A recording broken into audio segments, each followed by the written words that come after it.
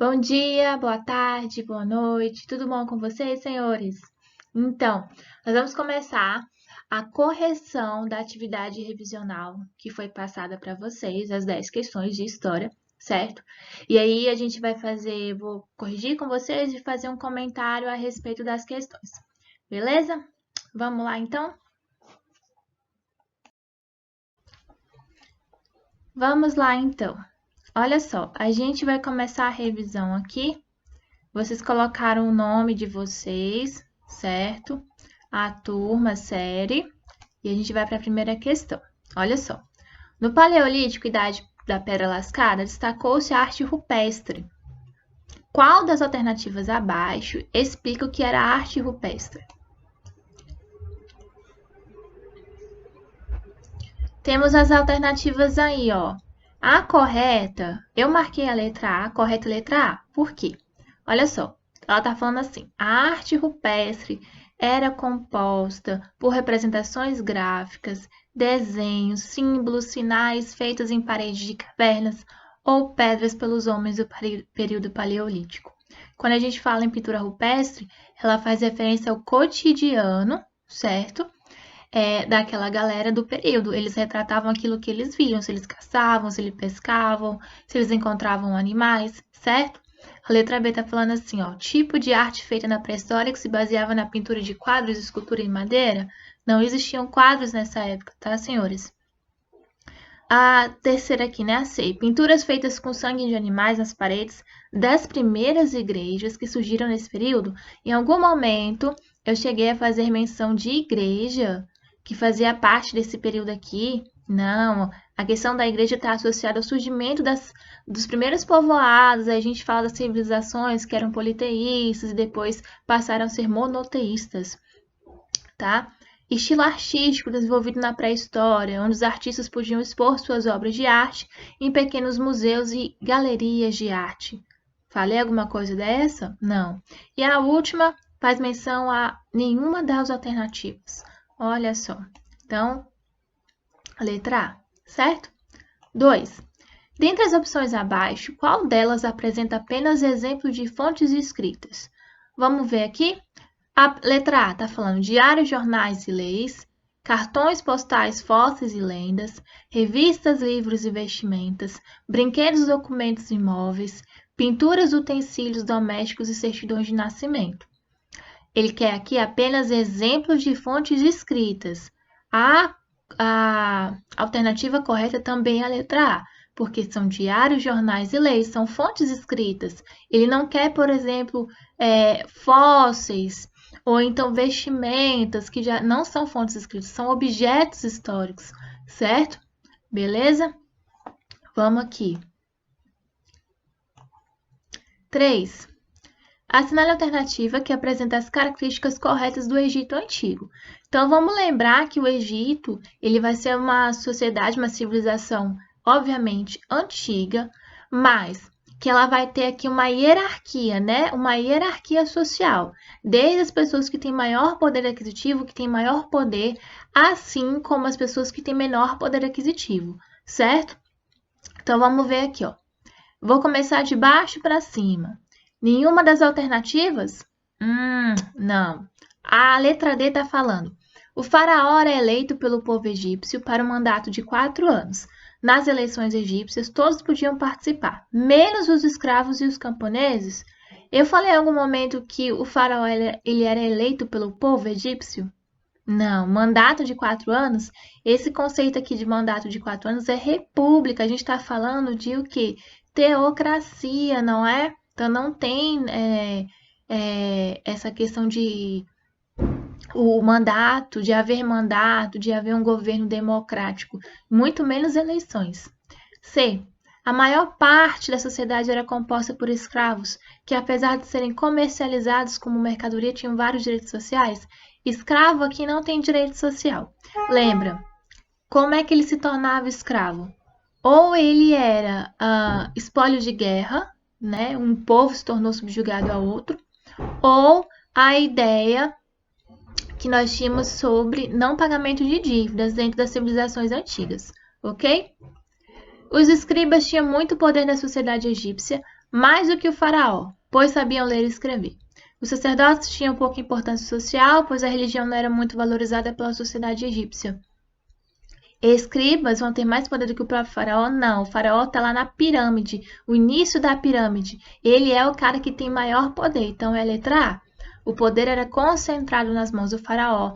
A sociedade também era composta por sacerdotes, militares, escribas, comerciantes, artesãos, camponeses e escravos, certo? Porque a gente está falando aqui de uma hierarquia social. 4. Essa aqui foi a mais fácil, olha só. A gente falou sobre os deuses antigos, eu pedi até uma pesquisa, né, para quem pudesse fazer. E cada deus ele faz referência a uma representação na sociedade egípcia. Então, aqui, ó, Nananã é o deus egípcio, protetor, guardião e guia dos mortos. Na mitologia egípcia, ele auxilia os mortos no encontro com Osíris, também conhecido como o deus da mumificação. Assinale a opção que completa a lacuna. Eu coloquei aqui, ó, Osíris, Ísis, Set, Anubis e Horus. A correta é Anubis, certo? Anubis, porque ele faz referência ao deus da mumificação.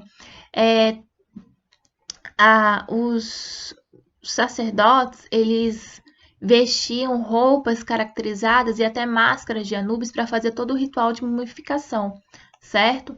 Então, ele é o deus que faz essa representatividade em relação ao ritual, né? Há quem diga que, como não era permitido, né, cortar o corpo, adentrar, né, para fazer estudos, e aí quem era o primeiro a abrir o corpo ou do faraó ou da pessoa importante, ele era apedrejado, porque havia né, uma questão de impureza que eles faziam associação. 5. A invenção da escrita está relacionada à necessidade que os homens e as mulheres do passado tinham de registrar suas inúmeras atividades diárias. Marque a alternativa que indica o povo que inventou a escrita cuneiforme. Então, quem inventou a escrita cuneiforme foram os sumérios, olha só.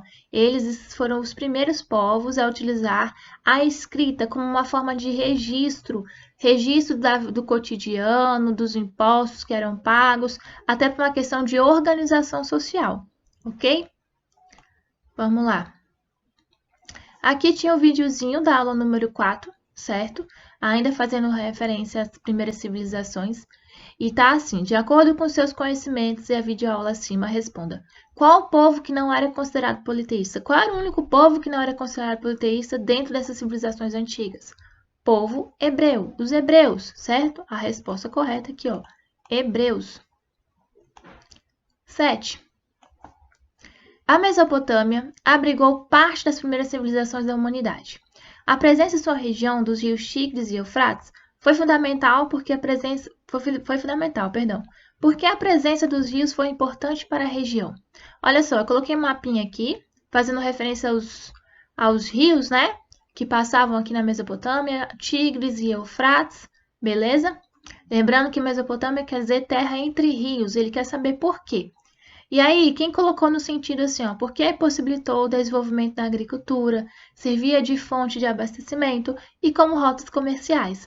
Porque se a gente for pensar aqui, volta no mapa, olha só, tá a terra entre rios, então as civilizações vão crescer ao redor porque tem a possibilidade da agricultura, desenvolvimento da agricultura. A gente está falando também como rota comercial, sim. Olha onde é que esses rios passam e onde eles vão sair, ó. É uma rota comercial, certo? E essas rotas comerciais, elas possibilitam o aumento da economia, trocas de produtos e assim por diante. Sem contar como fonte de abastecimento para os primeiros povoados que vão surgir aqui, para a galera servir, ter uma subsistência a mais, beleza? Vamos lá. 8. A China é uma nação muito populosa da Ásia Oriental, cuja ampla paisagem abrange pradarias, desertos, montanhas, lagos, rios e mais de 14 mil quilômetros de litoral. Cite os principais rios chineses estudados no capítulo 6. Quais são os rios? Eita, professora, são os rios muito estranhos. Verdade. Olha só, Huanghe, que é o rio amarelo, Yangtze, que é o rio azul, e o Sikiang, que é o rio vermelho. Esses são os rios que foram estudados no capítulo 6. Então, vocês deveriam ter colocado esses rios aqui, tá? Temos um outro videozinho aqui das civilizações, ok? Da América. Aí nós temos a pergunta número 9. Os primeiros povos da América se referem àqueles que viviam na América antes da chegada do europeu, perdão. Temos a civilização asteca e Inca Maia. Cite 3 características dos astecas. Tá vendo isso aqui, ó? É um templo que foi construído pelos maias. E aí, a gente estudou, viu que eles tinham características até muitas vezes comuns, né? Semelhantes uns com os outros. Qual era a resposta? Olha só. Eles eram politeístas, desenvolvimento... eu pedi para citar 3, né? Se vocês citaram essas ou outras que estão relacionadas aos astecas, tá tranquilo, beleza. Mas ó, a gente podia ter colocado com...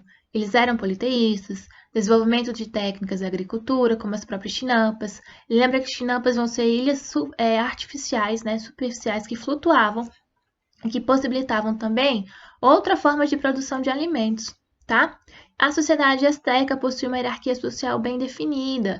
O que isso significa, professora? Que a gente está falando desde o imperador, certo? Que está lá no topo da pirâmide, até o cara que é escravo, certo? A gente tem uma hierarquia social. Temos os sacerdotes, temos os comerciantes, temos os militares e assim por diante. Então, a gente fala sobre uma sociedade bem definida.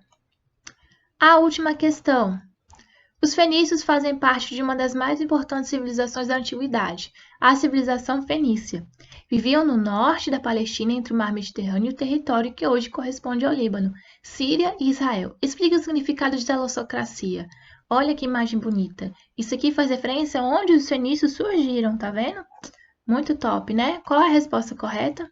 Poder que vem do mar. Talocracia quer dizer poder que vem do mar, certo? Tranquilo? Então, ótimo. Vamos voltar aqui.